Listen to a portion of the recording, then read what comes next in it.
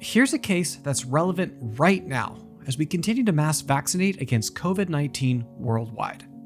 A 33-year-old woman visits her family physician with a new onset of an itchy erythematous edematous plaque on her arm at the injection site of her immunization. The patient received the Moderna vaccine 6 days prior. Injection site reactions are common with all the currently approved COVID-19 vaccines in the United States. Most people who receive a COVID-19 vaccine will get a sore arm at the injection site, accompanied by mild swelling, redness, and pain.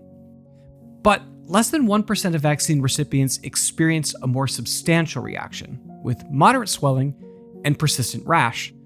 These more severe reactions are called delayed localized reactions, or more colloquially are referred to as COVID arm. COVID arm can occur in both the first and second doses of the vaccine and usually appear a few days after injection and last 1 to 2 weeks before self-resolving. The appearance of these lesions can vary considerably. Many are red, edematous, and feel hard to the touch. Others are raised above the skin and may look more similar to a bullseye. The rash is often itchy, sometimes painful, and can be associated with systemic symptoms such as fever, fatigue, and headaches.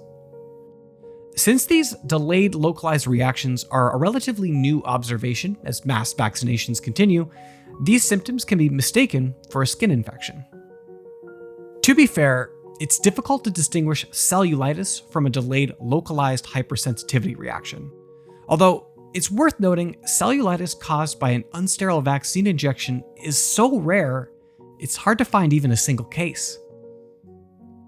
To help distinguish cellulitis from hypersensitivity, a 2007 study by Halperin et al. Presented standardized diagnostic criteria to help clinicians decide whether to treat with antibiotics for infection or to treat with antihistamines and supportive care for allergic reactions.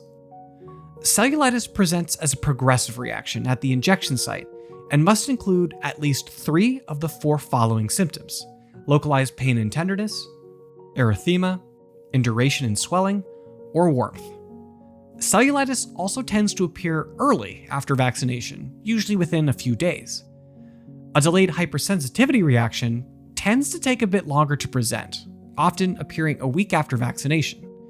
Patients with a hypersensitivity reaction also frequently complain the rash is itchy, where cellulitis does not usually cause pruritus. It's not completely clear why these delayed hypersensitivity reactions occur. There are 2 common ingredients between all 3 vaccines that have previously caused delayed allergic reactions: PEG 2000 and polysorbate 80.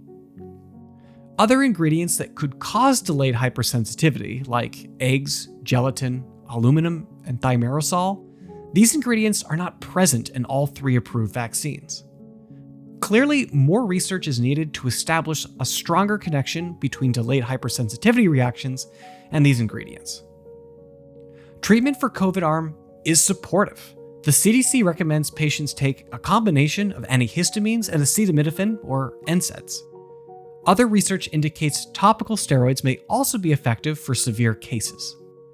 Patients who experience COVID arm in their first dose should still receive future doses of the vaccine, although they may want to consider getting the next dose in the opposite arm to reduce symptoms. We hope you enjoyed this case. There are thousands more real-world medical cases on Figure 1, so don't forget to visit us and sign up so that you have access to the most valuable and interesting medical cases to help sharpen your clinical skills.